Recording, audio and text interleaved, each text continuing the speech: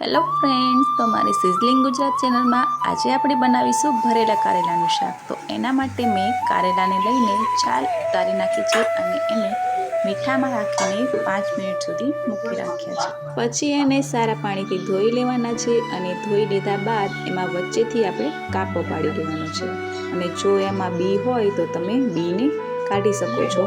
બી કઢાઈ ગયા બાદ ઉકળતા પાણીમાં મીઠું નાખી દઈશું અને મીઠામાં આપણે કારેલાને 80 થી 90% જેવા કૂક થવા દઈશું। એ કૂક થાય ત્યાં સુધીમાં મસાલો બનાવવા સિંગદાણા, લસણ, લીલા મરચાં, ધાણા જીરું પાવડર, હળદર પાવડર, લાલ મરચું પાવડર, ગરમ મસાલો, સ્વાદ પ્રમાણે મીઠું, ગાંઠિયા અને લીલા ધાણા લઈ લેવાના છે। બધું જ સારી રીતે ગ્રાઇન્ડ કરી લેવાનું છે એટલે આપણો કારેલા ભરવાનો મસાલો તૈયાર છે। કારેલા કૂક થઈ જાય પછી એને ઠંડા થવા દઈ એક પછી એક બધા જ કારેલાને આપણે ભરી લઈશું અને કારેલા ભરાઈ ગયા બાદ એને આપણે સાઈડમાં મૂકી દઈશું।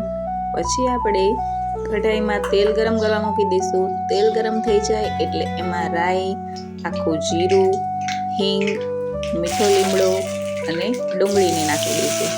ડુંગળીને નાખી દીધા બાદ બધી જ વસ્તુ આપણે ધીમા તાપે સારી રીતે શેકાવા દઈશું। થોડી થોડી ડુંગળી બ્રાઉન કલર જેમ થાય એટલે આપણે એમાં ધાણા જીરું પાવડર, હળદર પાવડર, સહેજ લાલ મરચું નાખી સારી રીતે બધું મિક્સ થવા દઈશું।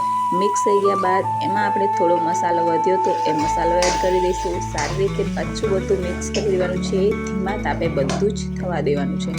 પછી આપણે એમાં ભરેલા કારેલાને એડ કરી દઈશું અને કારેલાને પણ સારી રીતે મિક્સ કરી દઈશું અને એકદમ ટેસ્ટી એવું શાક તૈયાર થઈ ગયું છે। તો ઉપરથી આપણે લીલા ધાણા નાખી દઈશું।